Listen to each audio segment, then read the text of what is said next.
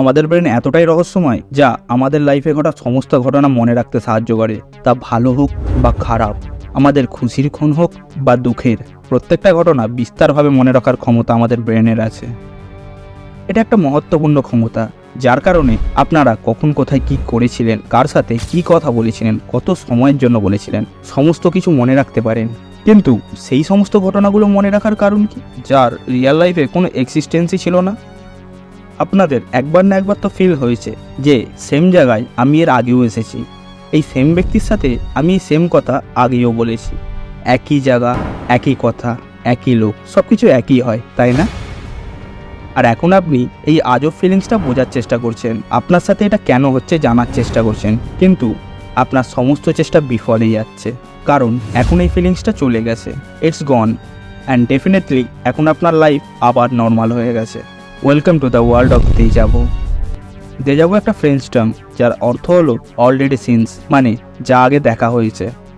পৃথিবীর 70% লোকের সাথে এটা ঘটে যখন তারা ভাবে তারা এই মুভমেন্টে আগেও সেম রিয়াকশান দিয়েছে, কিন্তু এটা বোধহয় তার একটা ধারণা ছাড়া আর কিছুই নয়। এখন সবার মনে একটা প্রশ্ন উঠবে, এটা যদি এতটাই কমন ফিনোমিনা, তাহলে আমাদের দেজাভু সম্পর্কে পর্যাপ্ত জ্ঞান নেই কেন? এই প্রশ্নের উত্তর দেওয়া খুবই কঠিন, কারণ এটা যতটাই কমন ততটাই কমপ্লিকেট আর ততটাই অস্পষ্ট, যা বোঝানো খুবই মুশকিল। তবুও এটা বোঝার চেষ্টা করা হয়েছে কিছু থিওরি আর এক্সপ্লেনেশনের সাথে, যার মধ্যে কিছু থিওরি দেজাভুর মিস্ট্রি প্যারানর্মাল থিওরির সাথে জুড়ে দেয়, আর কিছু থিওরি বলে এটা আগের জন্মের স্মৃতি যা হঠাৎ করে আমাদের ব্রেনে ক্লিক করে। বাট এই থিওরির সায়েন্টিফিকভাবে কোনো মান্যতা নেই। অ্যালবার্ট আইনস্টাইন বলেছেন টাইম ইজ অ্যান ইলিউশন। এটা ডিপ মিনিং তো অন্য ছিল, কিন্তু সায়েন্টিস্টরা এটি দেজাভুর সাথে জুড়ে বলেছে এই পৃথিবীতে টাইম বলে কিছু নেই, এটা শুধু একটা ভ্রম যা লাইফকে সহজ করার জন্য ইউজ করা হয়। গ্লিচ থিওরি বলে আমরা আমাদের পাস্ট, প্রেজেন্ট, ফিউচারে একসাথে বাস করি, এই জন্যই যখন আমাদের দেজাভু হয় তখন আমাদের মনে হয় এটা আগেও আমার সাথে ঘটে গেছে। খুব কনফিউজিং লাগছে, তাই না? শুধু আপনার না, সবার জন্যই এই থিওরি খুবই কনফিউজিং, তাই শুধু এটাই দেজাভুর প্রধান কারণ মানা হয়নি। কিছু সায়েন্টিস্টরা দেজাভুর ফিলিংস ল্যাবে বানানোর চেষ্টা করে, তো কিছু সায়েন্টিস্ট এই ফিলিংস ভার্চুয়াল রিয়ালিটির সাহায্যে আমাদের ব্রেনে পৌঁছানোর চেষ্টা করে, আর তারা জানতে পারে দেজাভু একটা মেমোরি ফেনোমিনা। যেমন কোনো শব্দ আমাদের জীবের নোকে থাকে, সেইভাবেই দেজাভুর ফিলিংস আমাদের ব্রেনে থাকে, বাট আমাদের নাগালের থেকে অনেক দূর। এটা একটা জেনারেল এক্সপ্লেনেশন যা আমাদের দেজাভুর রুট কজ সম্পর্কে বলে। ইনফ্যাক্ট আমাদের ব্রেন এতটাই আলসি যে সে সব সময় সহজ রাস্তার দিকে চলে, বেশি প্রেশার না নিয়ে ব্রেন আমাদের বিলিভ করায় হ্যাঁ আমি তো এখানে আগেও এসেছি, বা এই ব্যক্তির সাথে এই সেম ডিসকাশন আগেও করেছি। আমাদের ব্রেন এই এক্সপ্লেনেশন নিয়ে পুরো স্যাটিসফাইড থাকে আর আগের ইনভেস্টিগেশন করার চেষ্টাই করে না। After all our brain was tired. পৃথিবীতে কিছু লোক আছে যারা দেজাভু হওয়ার সাথে সাথে প্রিকগনিটিভ দেজাভুতেও এক্সপিরিয়েন্স করে, মানে যা এখনও ঘটেনি, যা ফিউচারে ঘটবে। যেমন আপনি আপনার বন্ধুর সাথে কোনো কথা বলছেন আর আপনি তার কিছু বলার আগে জানতে পেরে যান আপনার বন্ধু কি বলবে। Precognitive deja vu feels like fly into the future.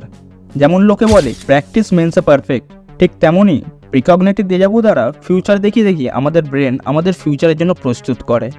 Normal দেজাভু O memory phenomena এই দুটোই প্রায় একই বলা যেতে পারে। এই ভিডিওর প্রথমেই বলেছি সায়েন্টিস্টরা ল্যাবে নানাভাবে এই দেজাভু রিক্রিয়েট করার চেষ্টা করছে। তার মধ্যে একটা হলো ফলস মেমোরি, মানে মানুষের ব্রেনে মিথ্যা মেমোরি উজাগর করা। হিপনোসিস করে তার ব্রেনে ফলস মেমোরি ঢোকানো হয়, তারপর তার জ্ঞান ফিরে এলে তাদের সামনে বাস্তবে সেম জিনিস রিপিট করা হয়, যাতে তাদের মনে হবে এই ঘটনা এর আগেও তার সাথে ঘটে গেছে। এই সমস্ত এক্সপেরিমেন্টে সায়েন্টিস্টরা বিশাল সফলতা পেয়েছে, কিন্তু ল্যাবে এক্সপেরিমেন্ট করা দেজাভুর সাথে রিয়েল লাইফের দেজাভুর সেন্সেশন একদমই আলাদা আর ডেফিনেটলি আর্টিফিশিয়াল। এই জন্যই ল্যাবে ইনভেন্ট করা দেজাভুকে আমরা রিয়েল লাইফের দেজাভু বলে মানতে পারি না।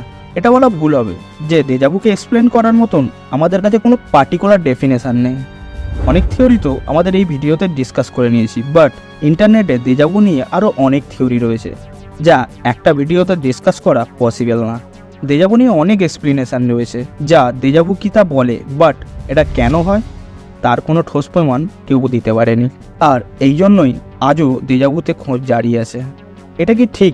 অনেকে বলেছে আমাদের দেজাভু নিয়ে খোঁজ করা উচিত না, এটা মিস্টেরিয়াস হওয়ায় এর সুন্দরতাকে বজায় রেখেছে। আর আমাদের এর সুন্দরতাকে হানি করা উচিত না। আমি জানি না কে ঠিক আর কে ভুল, আমি জানি না দেজাভু কি আর কেন হয়, বাট তুমি তা জানো। ইনফ্যাক্ট এই ভিডিওটা তুমি আগেও দেখেছো।